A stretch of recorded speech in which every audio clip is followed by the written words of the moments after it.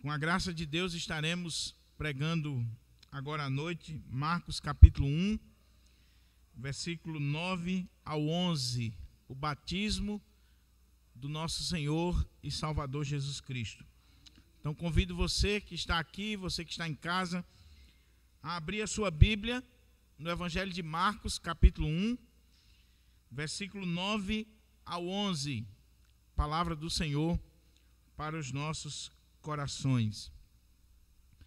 E de fato eu quero fazer coro aqui a oração da nossa irmã Natália, quando está pedindo para que o Senhor abençoe aqueles que estão aqui na igreja, aqueles que estão nos acompanhando pelo canal do YouTube. Hoje eu recebi uma mensagem de WhatsApp de um amigo que pegou a pregação de domingo passado e mandou em um grupo e compartilhou com os amigos dele. E ele recebeu um áudio de volta, o camarada chorando e agradecendo a Deus pela pregação de domingo passado, porque ele se viu como Marcos, que Deus daria uma segunda chance para ele. E ele foi impactado pela palavra do Senhor. Então nós não temos noção do que Deus pode fazer através do seu Espírito, quando a palavra está sendo pregada, semeada, principalmente através deste canal tão poderoso que é a internet, tão impactante que é a internet. Então, vamos ler a palavra do Senhor, Evangelho de Marcos, capítulo 1, versículo 9 ao 11, diz assim: Naqueles dias, veio Jesus de Nazaré da Galileia, e por João foi batizado no rio Jordão.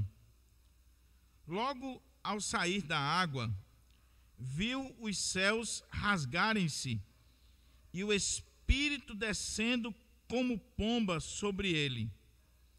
Então foi ouvida uma voz dos céus: Tu és o meu Filho amado, em ti me comprazo.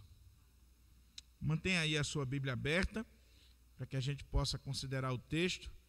E vamos orar, pedindo ao Senhor a direção, o discernimento, a iluminação necessária, e para o pregador também a intrepidez para a ministração da palavra do Senhor.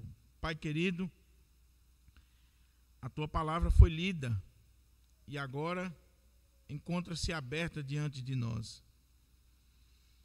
Eu sou consciente, meu Pai, que se o teu Espírito Santo, que inspirou esse texto, não estiver trazendo luz, discernimento e intrepidez ao meu coração, eu estarei laborando em erro aqui nesta noite.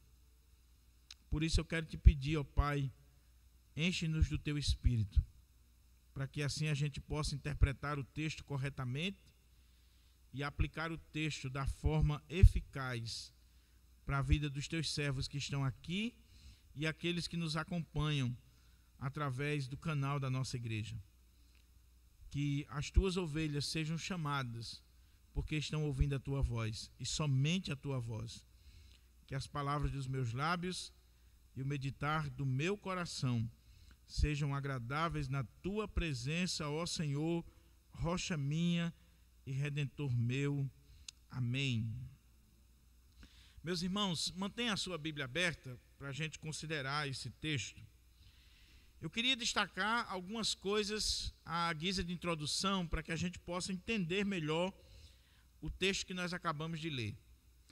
Primeiro, que o texto que nós acabamos de ler, Marcos capítulo 1, verso 9 ao 11, ele pertence a uma perícope, a um parágrafo muito maior. Eu já tenho dito isso para os irmãos. O texto que nós precisamos considerar é Marcos capítulo 1, do verso 1 até o versículo 13. Aqui está a perícope, o parágrafo, a unidade de pensamento. Marcos está provando para nós que Jesus é o Messias, é o Cristo, é o Filho de Deus. E aí ele abre o seu evangelho, chamando a atenção para a preparação do Senhor Jesus para exercer o seu ministério, E ele chama a nossa atenção nessa abertura, nesse primeiro parágrafo, para as testemunhas que deram as credenciais para o ministério de Jesus. Então ele cita o Antigo Testamento, conforme está escrito nos profetas. Ele cita a figura de João Batista como o precursor do Messias. Nós já vimos isso aqui. Vem aí desde o versículo 2 até o versículo 8. Agora ele vai falar sobre Jesus sendo batizado, e aí ele vai ser ungido pelo Espírito, revestido do Espírito. O Pai vai testificar a seu respeito, e depois a última fase desta preparação para o ministério do Senhor Jesus é quando, uma vez ungido pelo Espírito Santo, uma vez confirmado pelo Pai como aquele que é o seu Filho amado, como o Messias do povo de Deus, Jesus vai ser levado para o deserto para ser tentado por Satanás, para que, uma vez vencida a tentação, uma vez vencido o inimigo, ele possa agora iniciar o seu ministério. Então, o que nós estamos vendo aqui, do verso 1 até o verso 13, é essa preparação do ministério de Cristo. É Marcos apresentando Jesus como Messias, o Filho de Deus, o Cristo, o ungido. Nós já vimos a introdução do Evangelho de Marcos no domingo passado. Depois nós vimos o ministério de João Batista, e agora nós vamos ver esse batismo de Jesus.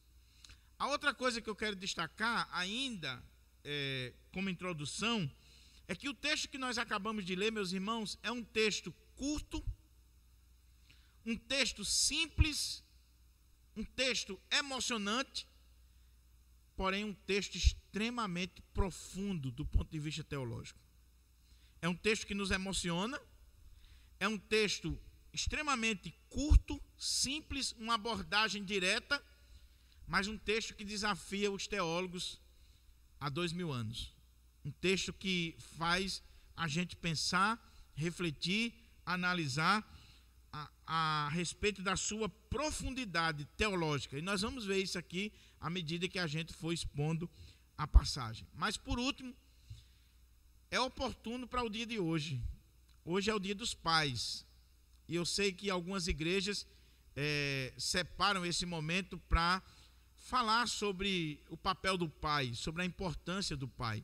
E nada melhor do que nós estarmos aqui com um texto que, por providência divina, vai falar do Pai, o Pai do nosso Senhor e Salvador Jesus Cristo, que também é o meu Pai, é o seu Pai.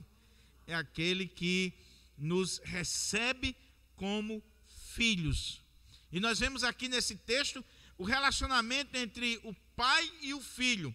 E o pai testemunhando a respeito do filho, dizendo: este é o meu filho amado, em quem me comprazo, em quem eu tenho prazer. Então, nada melhor do que no dia dos pais, meditar sobre um texto que está falando sobre o Pai eterno, o Pai todo-poderoso. Então, com a sua Bíblia aberta, vamos lendo o texto, e à medida que a gente for lendo, nós vamos expondo o texto e aplicando o texto para a nossa vida. Como eu disse, ele é bem curto. Se você quer um relato mais detalhado do batismo de Jesus, você tem que ir em especial para o Evangelho de Mateus, que é uma narrativa mais detalhada. Aqui, Marcos, em 3 versículos, em 53 palavras na língua original, Marcos vai falar sobre esse evento tão importante que é o batismo do Senhor Jesus. Olha como é que começa aí, versículo 9, diz assim: naqueles dias veio Jesus de Nazaré da Galileia e por João foi batizado no Rio Jordão. Primeira coisa que chama a atenção aqui é essa expressão, naqueles dias. Que dias são esses? É claro que quando Marcos está falando e chamando a atenção para isso aqui, está ligado ao que veio anteriormente.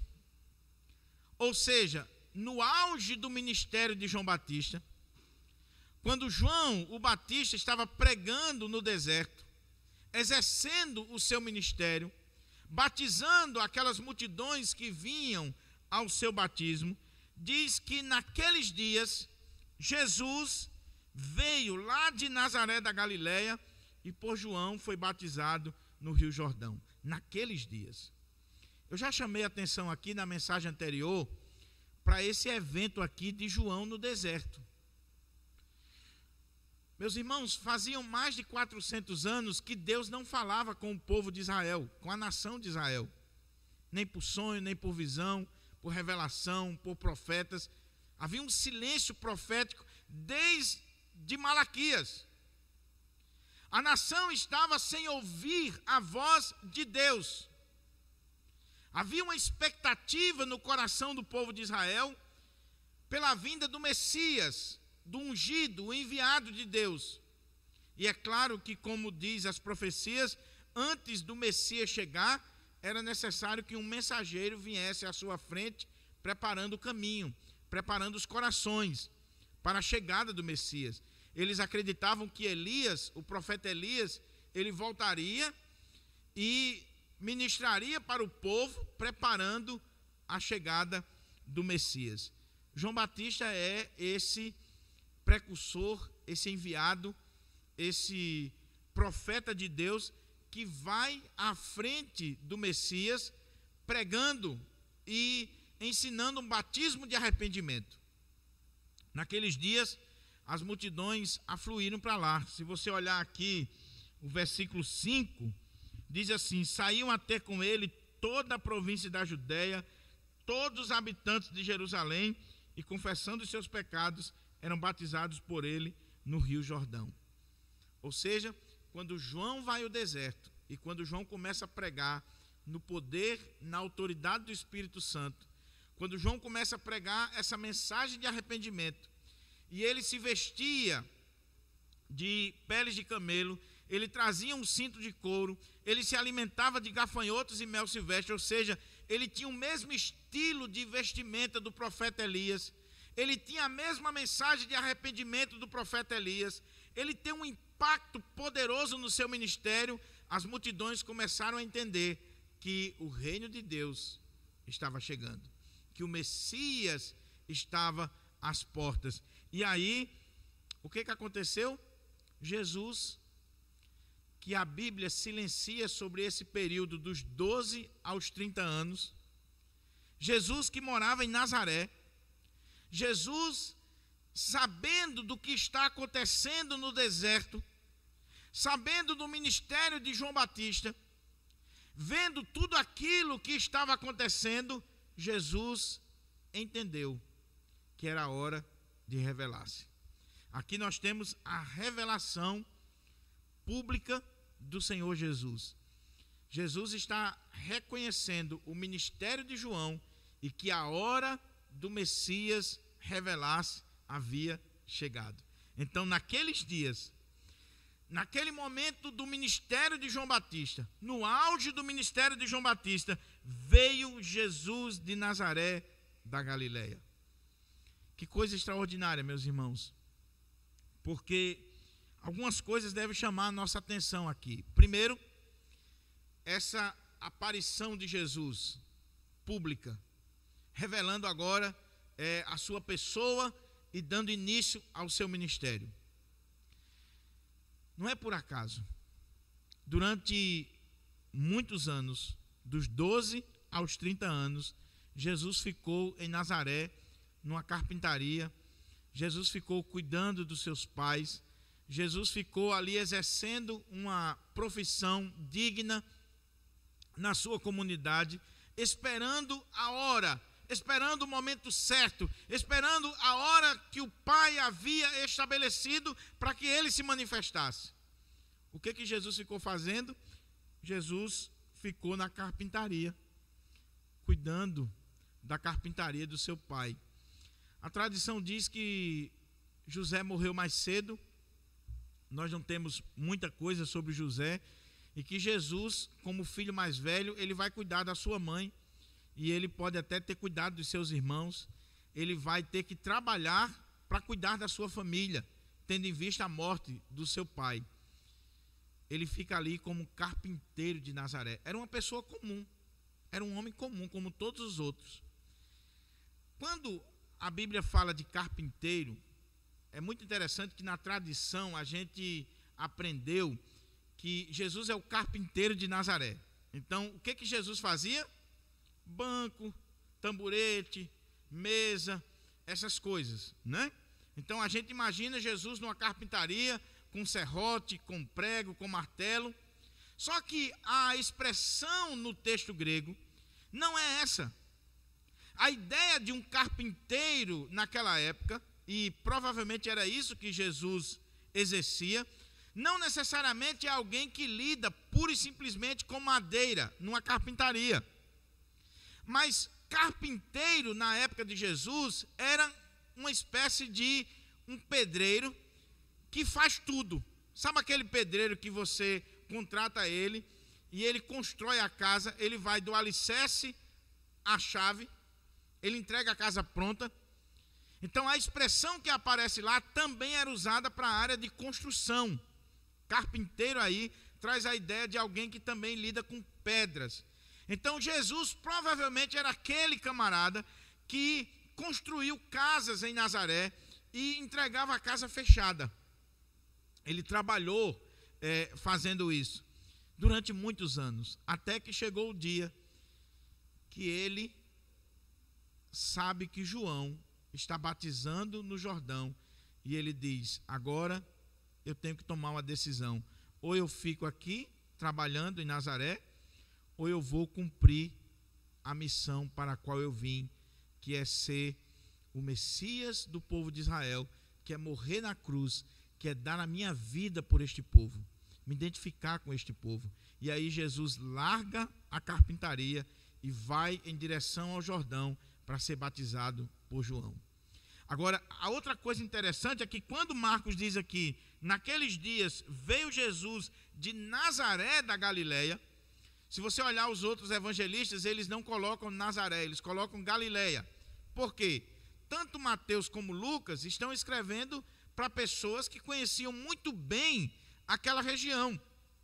Marcos está escrevendo para romanos, que provavelmente não conheciam muito bem.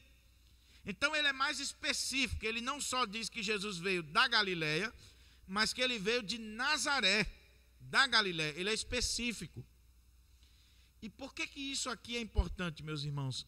Porque eu não sei se você consegue vislumbrar, mas quando Marcos diz que naqueles dias veio Jesus de Nazaré da Galileia, isso era chocante para a época. Marcos está dizendo que o Messias, o Cristo, o ungido, o enviado de Deus, esse que ele coloca como filho de Deus, ele veio de Nazaré da Galileia. Pastor, mas o que tem de mais nisso? O que tem de mais é que Nazaré e a região da Galileia era a região mais desprezível para o povo judeu. O galileu era desprezado. O galileu era tido como gente atrasada, mal educada, de uma linguagem pesada. Era uma espécie de caipira, de matuto, de gente das brenhas, do interior, do interiorzão. Você lembra quando Filipe encontra Natanael lá no capítulo 1 de João, e ele diz: achamos o Messias, que quer dizer o Cristo. Sim, de onde é que ele veio? De Nazaré. Aí ele diz: e de Nazaré pode vir alguma coisa boa? Porque Nazaré era desprezada, a Galileia era desprezada. E Marcos está dizendo que o Messias, o Filho de Deus, está vindo exatamente dessa região desprezada, de gente pobre, de gente simples, de gente que era tida como gente atrasada. Jesus veio de uma região pobre, nasceu de uma família pobre, viveu como pobre, se identificou com os pobres. Naqueles dias, veio Jesus de Nazaré da Galileia. Isso é chocante, isso é uma bomba para os judeus da sua época. eles jamais imaginariam que o Messias, que o Filho de Deus, procederia de Nazaré. Procederia de uma região ou de uma cidade, de uma comunidade extremamente mal vista, atrasada, como era Nazaré. A outra coisa que a gente pode ver aqui que chama a atenção, olha como é que diz o texto: naqueles dias veio Jesus de Nazaré da Galileia. E por que isso aqui é importante? Porque quando você olha, por exemplo, alguns documentários nos canais aí de TV a cabo, ou na própria internet, principalmente todo ano, no final do ano, né? Quando vai se comemorar o Natal, então você olha os canais de televisão, sempre tem um estudioso, um doutor, um especialista querendo dizer que Jesus não é aquilo que a Bíblia diz. Sempre tem um doutor querendo colocar em xeque a palavra de Deus e dizendo que Jesus não é o Cristo, que Jesus era simplesmente um homem lá, um judeu do primeiro século, mas que não tinha nada de especial, nada de sobrenatural, era um revolucionário que bateu de frente com as autoridades e foi morto, mas que ele não ressuscitou e que não é nada disso. E que na verdade Jesus era até um embusteiro, porque Jesus era alguém que, como diz o Evangelho, aparece aos 12 anos no templo, na companhia dos seus pais. Depois a Bíblia não fala mais dele, e aí ele só reaparece com 30 anos de idade, fazendo milagres, pregando, juntando pessoas. E a pergunta é: onde é que ele esteve? Então alguns críticos do cristianismo vão dizer o seguinte: ele foi ao Egito. E lá no Egito ele aprendeu artes mágicas, ele aprendeu como enganar as pessoas. Então, olha o que diz o relato: que Jesus, nesse período, onde é que ele estava? No Egito, aprendendo artes mágicas. Em outras regiões, aprendendo ciências esotéricas. Não. O que o texto diz é que ele continuou em Nazaré. E ele veio de Nazaré.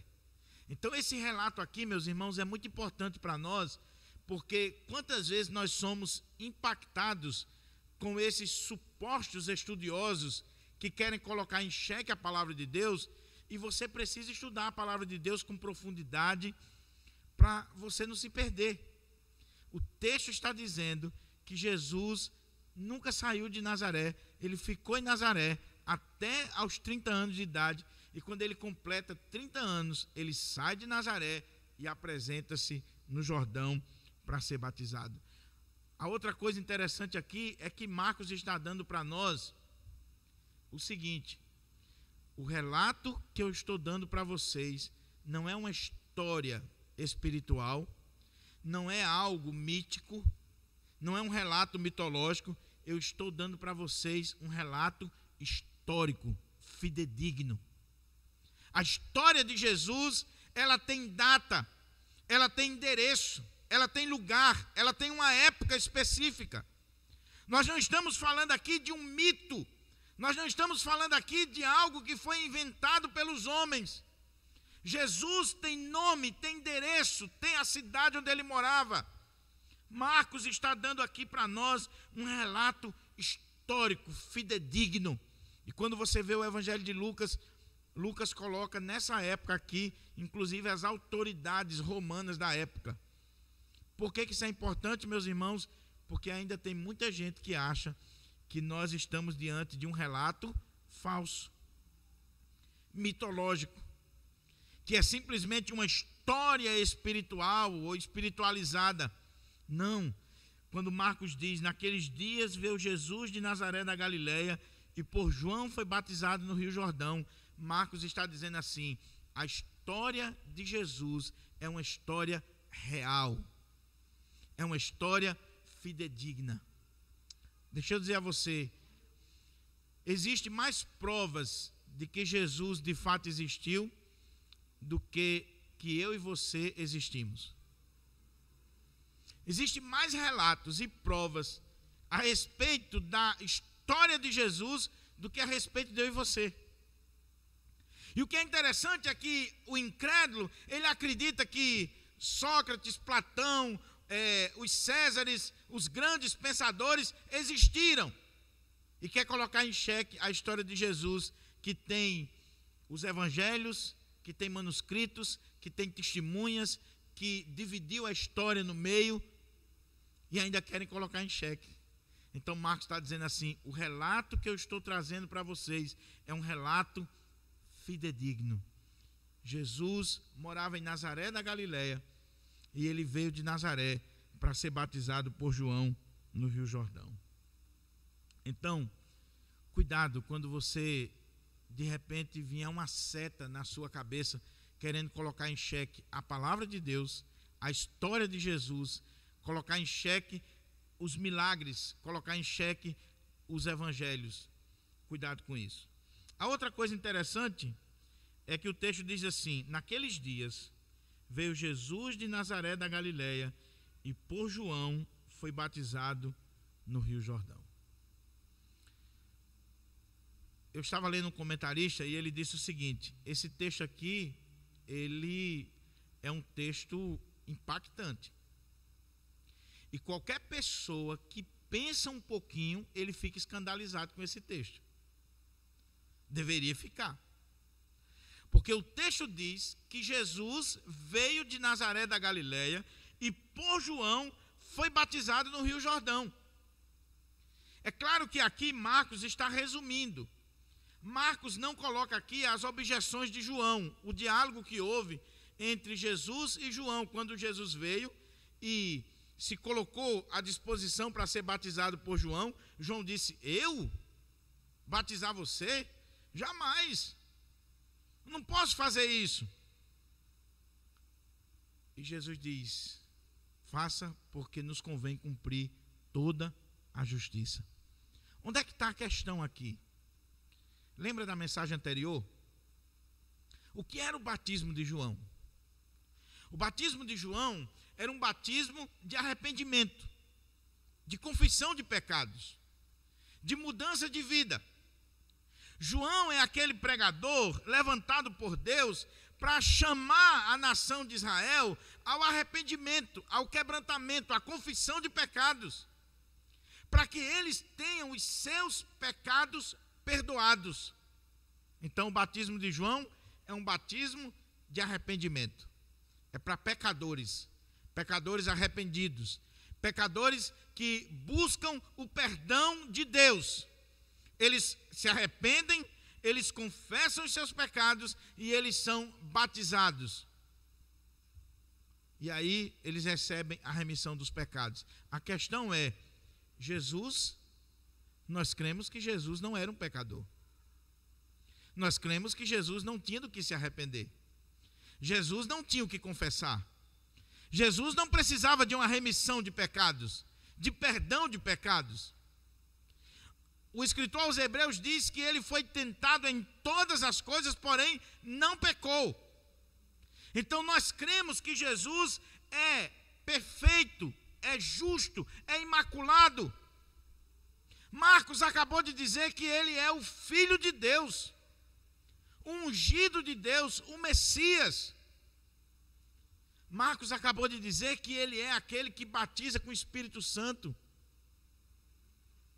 João Batista, quando ele batiza Jesus, e diz lá no Evangelho de João, um testemunho interessante, que ele disse o seguinte: eu não o conhecia, mas aquele que me mandou batizar disse: aquele sobre o qual vires descer o Espírito Santo, é este que batiza com o Espírito Santo. E quando João batiza Jesus, que o Espírito Santo vem sobre ele, João vê ali que as profecias estão se cumprindo e que Jesus, o seu primo, que veio ser batizado por ele, é o Messias. A questão é, como é que Jesus é o que batiza com o Espírito Santo, é o Filho de Deus, é o ungido de Deus, vem para ser batizado, para receber um batismo de arrependimento, de confissão de pecados? Como é que Jesus vai se submeter a um batismo que está dizendo assim: arrependa-se dos seus pecados, Converta-se dos seus pecados, para que você tenha perdão na sua vida. Não parece uma contradição? Não é algo que deve chamar a nossa atenção, que deve nos fazer pensar? Mas aqui, meus irmãos, nós temos uma das maiores revelações de Deus para a humanidade. Se você entender isso aqui, querido, você vai entender o Evangelho. Se você entender isso aqui, e a minha oração é que o Espírito Santo de Deus esteja agindo no seu coração, abrindo a sua mente, o seu entendimento. Se você entender isso aqui, você vai entender a grandeza, a sublimidade do Evangelho de nosso Senhor e Salvador Jesus Cristo. Jesus não tinha pecado, Jesus não precisava se arrepender de nada, confessar nada, Jesus não precisava de perdão de nada. Ele é Deus, Ele é o Senhor, Ele é perfeito, Ele é quem batiza com o Espírito Santo. Mas por que naqueles dias veio Jesus de Nazaré da Galileia e por João foi batizado no Rio Jordão? Por quê? Sabe por quê? A melhor explicação para isso aqui, e eu concordo com o Dr. William Hendricks no seu comentário, quando ele diz que nós não precisamos viajar muito não sobre isso aqui. A explicação mais simples é a mais eficaz e a que vai direto ao ponto. Sabe qual é? Quando Jesus, apesar de ser perfeito, apesar de ser justo, de ser o Filho de Deus, ele se apresenta para ser batizado por João, para receber esse batismo de arrependimento, é porque Jesus está se identificando comigo e com você como pecadores. Sabe o que está acontecendo aqui? Jesus não tinha pecado, Jesus não tinha nada para se arrepender, Jesus não precisava confessar absolutamente nada, mas o que está acontecendo aqui é o que o profeta Isaías havia profetizado. Ele tomou sobre si as nossas iniquidades. O nosso pecado estava sobre ele. As nossas culpas, as nossas transgressões. Jesus está aqui, meus irmãos, se identificando conosco. Jesus está aqui se colocando nessa situação de um batismo de arrependimento por causa de mim e de você, cumprindo toda a justiça de Deus, toda a vontade de Deus. Jesus está aqui se colocando entre você e Deus. Você já pensou que coisa extraordinária?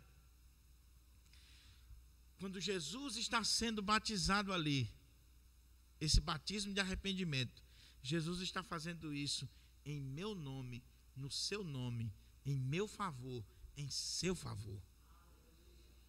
O texto diz: naqueles dias veio Jesus de Nazaré da Galileia e por João foi batizado no Rio Jordão. Ele está sendo batizado porque ele está levando sobre si os nossos pecados. Ele está confessando os nossos pecados. Ele está ali se arrependendo dos nossos pecados. Ele está ali buscando o perdão de Deus para os nossos pecados. Mas o que é interessante, meus irmãos, é que quando Jesus se identifica conosco, quando Jesus se coloca nessa situação, se identificando com essa humanidade caída, pecadora, essa humanidade que precisa se arrepender dos seus pecados, quando isso acontece, e diz o texto que logo ao sair da água, viu os céus rasgarem-se e o Espírito descendo como pomba sobre ele. Preste atenção nisso aqui, porque isso aqui é algo que deve nos emocionar. Jesus está se identificando com os pecadores, e por isso que ele vai receber um batismo de arrependimento, de confissão de pecados. E quando ele recebe esse batismo, algumas coisas acontecem aqui extremamente importantes.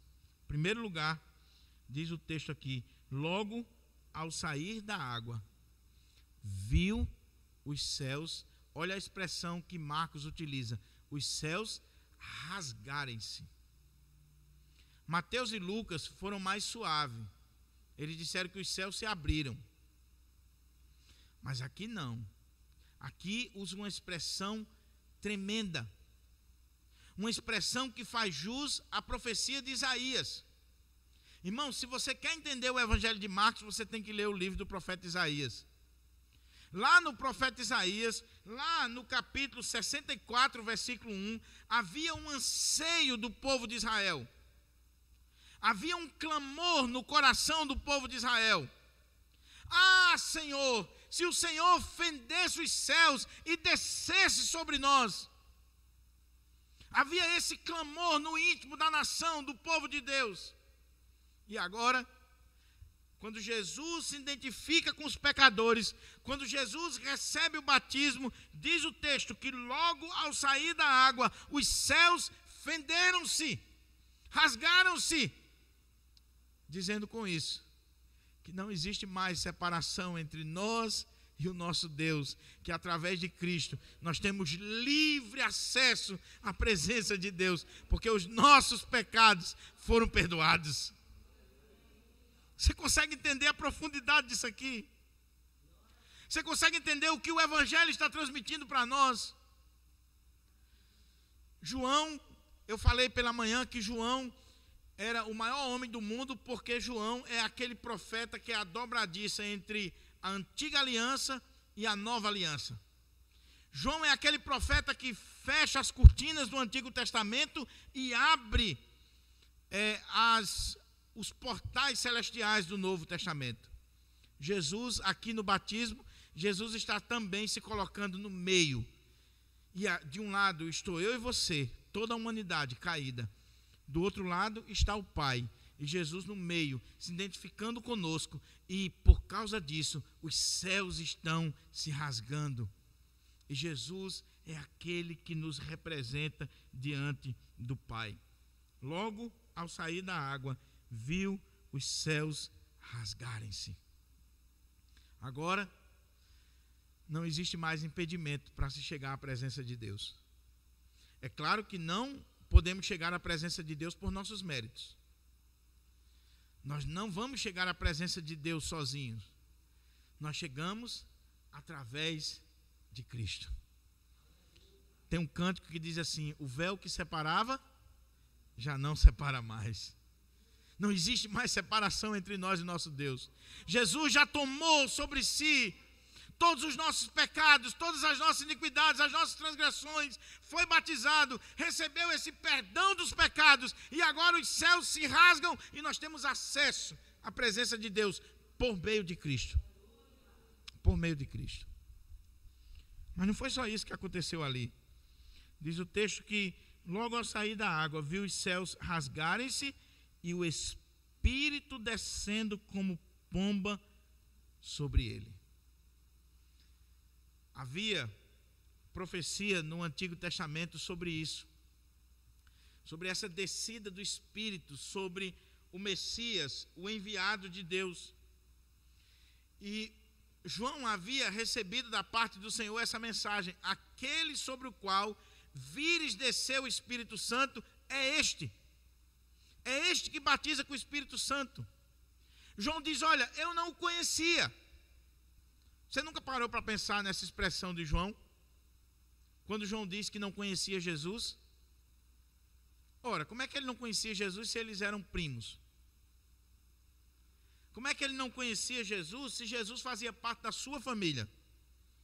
Muito embora eles tenham vivido separados durante muito tempo, João foi para o deserto, Jesus ficou em Nazaré, mas Maria e Isabel se conheciam muito bem. Então, o que acontece? João não conhecia Jesus como Messias. Não é que ele não conhecia Jesus como um parente, como um amigo, como uma pessoa. Mas Deus falou com ele dizendo assim: quando você estiver batizando e vir alguém ao batismo, e aí o Espírito descer sobre essa pessoa, este é o Messias, este é o enviado, esse é o Cristo, esse é o ungido de Deus, é o Filho de Deus. Então, quando Jesus é batizado ali e os céus se rasgam, o Espírito desce como uma forma de pomba sobre ele. Existem centenas de explicações para o fato do Espírito Santo descer como uma pomba. Alguns dizem que é o símbolo da paz. E aí é mais uma questão de tradição, de uma visão mais emocional do texto. Ah, não, porque aqui nós temos o símbolo da paz, da pureza. Outros teólogos, eles levantam duas questões interessantes que devem fazer a gente pensar. Quando Deus criou todas as coisas, o primeiro princípio lá do livro do Gênesis, o primeiro princípio, como é que diz lá? No princípio, criou Deus os céus e a terra. A terra e o quê? Pairava sobre a face das águas. Você já parou para imaginar essa cena? Imagina aí uma imensidão de água e um pássaro, ele está pairando sobre estas águas. A ideia do texto hebraico é como que ele esteja chocando, trazendo vida a estas águas. É o Espírito de Deus trazendo vida à criação, dando forma à criação. Havia trevas, havia um vazio, havia uma imensidão de águas e o Espírito de Deus está pairando ali, trazendo vida. Esse é o princípio de todas as coisas. Aqui no Evangelho de Marcos nós temos também um princípio. É o princípio do Evangelho de Jesus Cristo. É a história do povo de Deus e do Filho de Deus. É o princípio da nossa redenção. E mais uma vez, o Espírito está vindo e está pairando sobre o Filho de Deus. E é esse mesmo Espírito que o Filho de Deus vai enviar sobre a sua igreja, para habitar sobre a sua igreja, trazendo vida, trazendo poder, ungindo, não só o Filho de Deus. A partir daqui, meus irmãos, Jesus, uma vez ungido com o Espírito, recebendo o Espírito, ele vai enfrentar Satanás, ele vai curar, ele vai ressuscitar, ele vai operar sinais e maravilhas no poder do Espírito. E quando ele sobe aos céus, ele derrama esse Espírito sobre a igreja, e a igreja vai realizar a mesma obra que ele realizou. O ponto aqui é que Jesus está sendo revestido do poder de Deus. O Espírito está vindo sobre ele. Um detalhe aqui interessante: o Espírito vinha no Antigo Testamento, sobre os líderes do Antigo Testamento? Vinha, mas ele vinha de forma esporádica. O Espírito vinha sobre um artista no Antigo Testamento e aí ele fazia coisas extraordinárias para o Senhor. Mas em Cristo, esse Espírito desce para habitar nele. Você já parou para pensar sobre a relação que há entre Jesus e o Espírito Santo? Ele nasceu como obra do Espírito, ele vai ser guiado pelo Espírito, ele está sendo cheio do Espírito, ele vai operar sinais e maravilhas no poder do Espírito, ele vai derramar o Espírito sobre a vida da igreja. Que coisa extraordinária, meus irmãos. Se Jesus, o Filho de Deus, viveu uma vida cheia e na direção do Espírito Santo, quanto mais eu e você? Quanto mais eu e você precisamos ser cheios do Espírito, buscar o Espírito Santo. O texto diz: logo ao sair da água, viu os céus rasgarem-se e o Espírito descendo como pomba sobre ele. Primeira ideia, essa ideia da criação. A criação lá no início e a criação desse povo de Deus em Cristo Jesus, que está recebendo o selo, a unção do Espírito Santo. Outra ideia interessante que eu estava pesquisando e vi, alguns teólogos dizem que quando o texto está falando aqui do Espírito descendo como pomba sobre Jesus, qual é a ideia aqui? O contexto aqui é o quê? Confissão de pecados. quando nós confessamos pecados, quando nós nos arrependemos, quando nós recebemos o perdão de Deus, nós estamos livres de quê? Do juízo de Deus. Porque todo pecado é digno do juízo. Então, alguns teólogos querem dizer que essa cena aqui, ela nos remete àquele contexto lá de Noé, qual foi o símbolo de que o juízo de Deus havia passado? De que não tinha mais juízo de Deus sobre aquele povo. Quando Noé soltou exatamente uma pombazinha e ela sobrevoou, e aí aquilo ali foi um sinal de que o juízo de Deus havia passado. Não havia mais morte, não havia mais condenação para aqueles que estavam na arca. Quando o Espírito de Deus está descendo sobre Jesus, está dizendo que agora nós, por causa do que ele fez, nós estamos livres do juízo de Deus. Não há mais juízo sobre nós. O que é interessante aqui, meus irmãos, é que o que o texto está revelando para nós é esse ministério do Senhor Jesus. Eu gosto muito de alguns teólogos que dizem o seguinte: aqui na cena do batismo, nós estamos vendo já, em resumo, uma sinopse de tudo aquilo que vai acontecer com Jesus. Porque aqui, quando Jesus está sendo ungido pelo Espírito Santo, aqui nós já temos também um prenúncio da cruz. Ele está se identificando conosco, ele vai morrer pelos nossos pecados, ele vai ser guiado pelo Espírito Santo, e aqui nós já temos um prenúncio da cruz. Por quê? Olha o que diz o texto.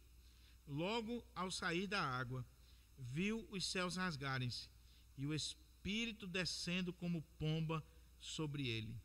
Então, terceira coisa. Primeiro, os céus se rasgaram. Segundo, o Espírito desceu. Terceiro lugar, então foi ouvida uma voz dos céus. Faziam mais de 400 anos que Deus não falava com seu povo. Mas agora Deus levantou João como precursor, e agora com o filho no Jordão sendo batizado, o Pai agora vai falar de forma audível, para que todos escutem. Deus está agora rompendo o silêncio. Deus está agora abrindo os céus e voltando a falar com o seu povo. E quando Deus fala, Deus diz: tu és o meu filho amado, em ti eu tenho prazer. O que isso quer dizer para nós? Por que Marcos está colocando isso aqui? Primeiro, essa expressão aqui nos lembra o Salmo 2, versículo 7. Jesus é esse filho amado do Pai. Mas eu gosto muito de uma interpretação que eu li e que mexeu muito comigo, que diz o seguinte, que quando o Pai, lá dos céus, ele fala, e ele diz: tu és o meu filho amado, em quem eu tenho todo o prazer, está chamando a nossa atenção não só para o Salmo 2, versículo 7, mas esse texto aqui está chamando a nossa atenção, e esse texto é um prenúncio do sacrifício de Cristo na cruz do Calvário, porque esse texto está chamando a nossa atenção, sabe para quê? Para o sacrifício de Isaac, para a história de Abraão e de Isaac. Vá lá para Gênesis, capítulo 22. Olha aqui o que diz Gênesis 22, palavra do Senhor para o nosso coração. Veja que coisa interessante, para você ver de onde está vindo essa expressão, que às vezes a gente acha que é tão simples. Olha o que diz aqui, Gênesis 22, Gênesis 22, 2. Deus prova a Abraão, e olha o que ele diz em Gênesis 22, 2. Acrescentou Deus: toma teu filho, teu único filho Isaque, a quem amas, e vai à terra de Moriá, oferece-o ali em holocausto, sobre um dos montes que eu te mostrarei. Isaac era o filho amado do pai. E Deus chega para ele e diz: pega o filho que você ama e vai para o monte e sacrifica ele. Você conhece a história. Abraão foi, levou o seu filho Isaac, aquele filho que ele tanto amava, o filho amado do pai, e ele leva até aquele monte. E quando ele prepara todo aquele holocausto e coloca o seu filho em cima daquela lenha, e que ele vai sacrificar o seu filho, diz a palavra que o anjo do Senhor repreendeu e disse: Abraão, não faça mais isso. Agora eu sei que você ama a Deus. Agora eu sei que você realmente ama ao Senhor. E aí apareceu lá um cordeirinho para que ele sacrificasse. Quando a gente lê essa história, a gente pensa assim: a história encerrou. Não, a história não encerrou. Porque aquele sacrifício de um filho amado simplesmente deu um intervalo. O filho amado, agora que vai ser testemunhado aqui pelo pai, e que está simbolizado lá em Isaac, o filho amado, ele vai agora ser sacrificado. Ou seja, Abraão não sacrificou o seu filho, mas Deus tem um filho amado e sacrificou esse filho amado por mim e por você. Então o batismo de Jesus já é um prenúncio da sua morte na cruz, do seu sacrifício, daquilo que vai acontecer lá na frente, quando o pai diz: tu és o meu filho amado. O que está passando na mente de Jesus é: eu vou ter que cumprir aquele sacrifício lá de Isaac. E por isso que o pai diz assim: em ti eu me comprazo, em ti eu tenho prazer. Sabe por quê? Porque Jesus, sabendo de tudo o que iria acontecer com ele, ele submeteu-se à vontade do pai para cumprir toda a justiça. Deixa eu fazer uma perguntinha para você. Se você soubesse que você iria morrer hoje, e da forma mais trágica possível, como é que você se comportaria? Se você tivesse claro na sua mente, se tem uma das coisas que revela a misericórdia de Deus na nossa vida, é Deus não nos revelar como nós vamos morrer. Porque senão você ficava doido. Imagine um médico que sabe tudo sobre câncer. Ele é especialista em câncer. E de repente ele fica com câncer. Imagine como é que fica a cabeça desse médico, quando ele sabe de tudo aquilo que vai acontecer com ele até o momento final. Ele tem consciência, ele é médico, ele sabe, ele é um especialista na área. E de repente ele ficou com câncer, ele sabe todo o processo, tudo que ele vai sofrer, e ele sabe como vai terminar. Você já pensou que sofrimento? Agora, no caso do médico, ele é forçado a ter que enfrentar isso, ele não tem como correr. No caso de Jesus, ele está se colocando de forma voluntária, em obediência ao Pai, em submissão ao Pai. Ele está se colocando diante do Pai, assumindo toda a nossa culpa, tudo aquilo que nós merecíamos, ele está assumindo. E o Pai está dizendo: você é o meu filho amado, em quem eu tenho todo prazer. Porque Jesus é obediente ao Pai, submisso ao Pai, se colocou à disposição do Pai. Houve um dia que lá no conselho da Trindade, na eternidade, que nós não conseguimos mensurar, houve uma reunião entre o Pai, o Filho e o Espírito Santo. E o Pai disse assim: eu preciso salvar a humanidade caída, o homem caído. E o processo é assim, assim, assim. E quem vai morrer é você, meu filho. E ele diz: eis-me aqui. Você vai passar por isso, por isso, por isso e por isso. Depois eu vou enviar você, Espírito Santo, e você vai agir assim, assim e assim. E agora nós temos a Trindade cumprindo este plano eterno. e sendo revelada aqui no batismo, a Trindade aparecendo, o Pai falando lá dos altos céus, o Filho no Jordão, sendo batizado, se identificando conosco, esse Filho amado que vai ser sacrificado pelo Pai. E o Espírito Santo vindo e revestindo ele de poder para essa tarefa tão gloriosa. Eu quero concluir essa mensagem chamando a sua atenção para algumas aplicações. Em primeiro lugar, como eu disse, o que esse texto faz com você?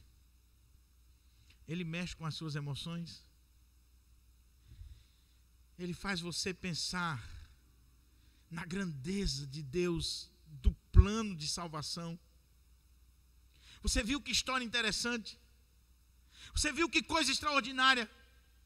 Você viu que não existe literatura humana mais extraordinária do que o Evangelho de Jesus Cristo? E quantas vezes nós nos empolgamos mais com as coisas efêmeras, passageiras desta vida?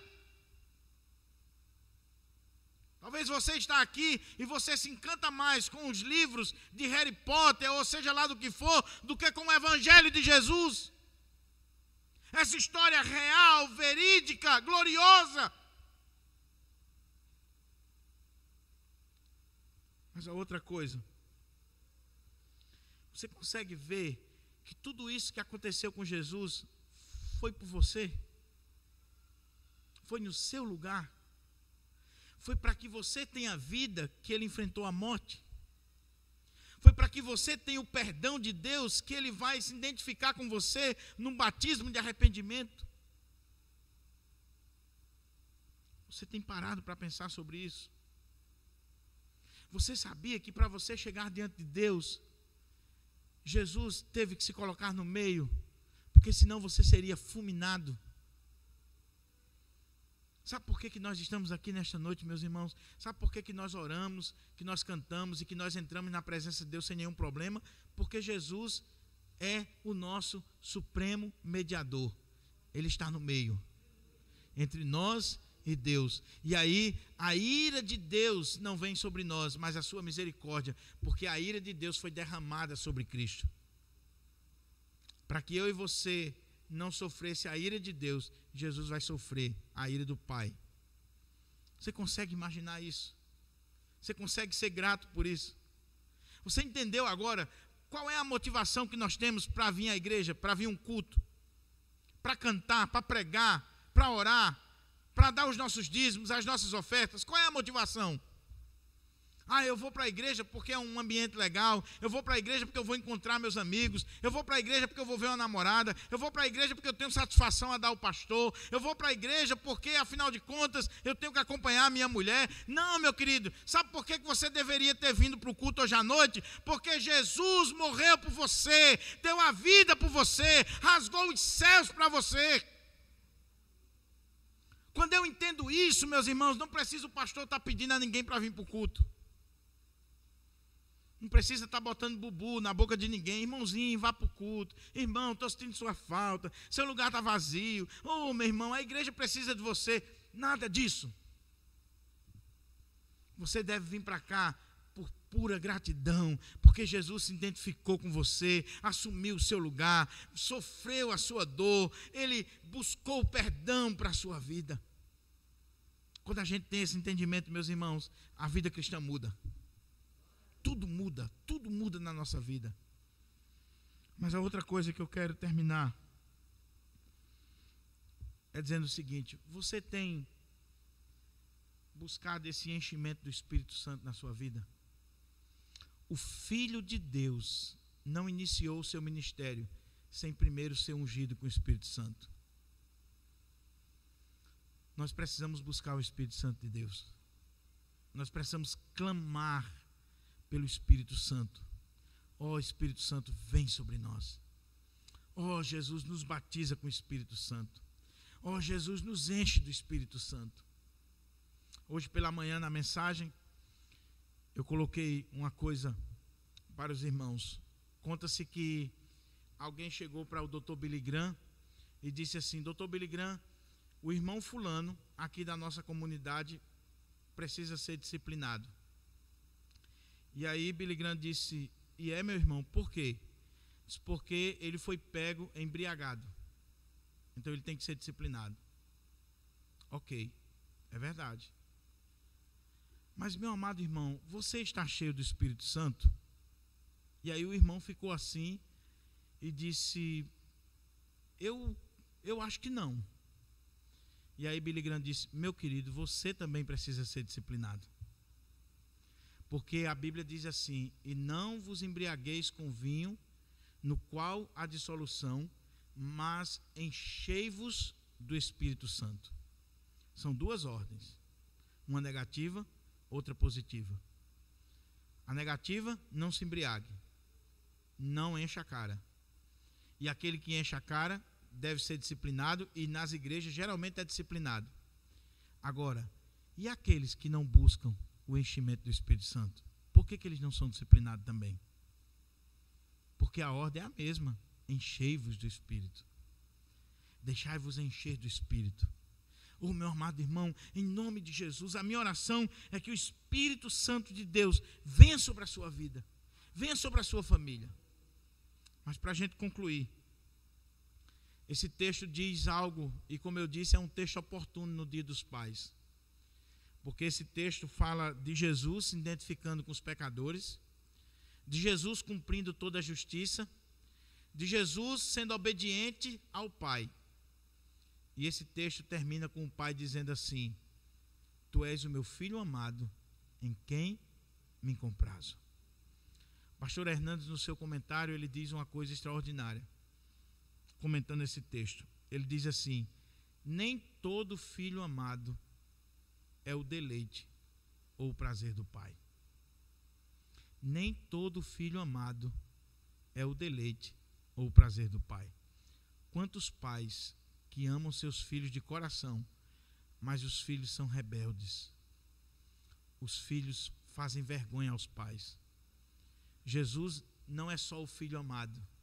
Jesus é o filho que dá prazer ao Pai, que cumpriu toda a vontade do Pai, que se submeteu ao Pai. Concluindo, meus irmãos, eu não posso deixar de falar isso. Esse texto revela para nós uma das doutrinas mais preciosas do cristianismo, que é a doutrina da Trindade, que não é fruto da especulação humana, não é criação dos teólogos. Alguns colocam que foi Tertuliano quem usou essa palavra Trindade pela primeira vez. Mas a Trindade não é uma criação dos teólogos. A Trindade é uma revelação divina. Como é que diz o texto? O Pai fala dos céus.